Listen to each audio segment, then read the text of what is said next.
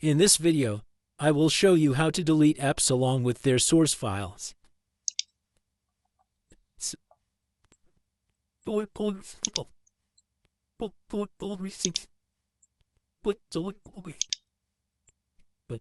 Enter the name of the application you want to delete here.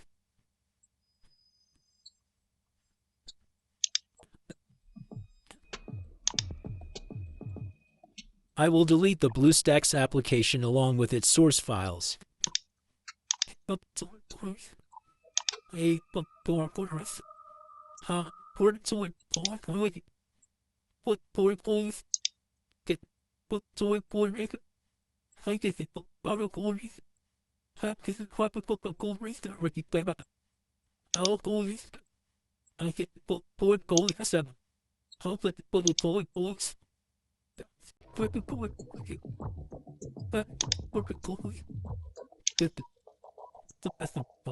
These are the files associated with this app.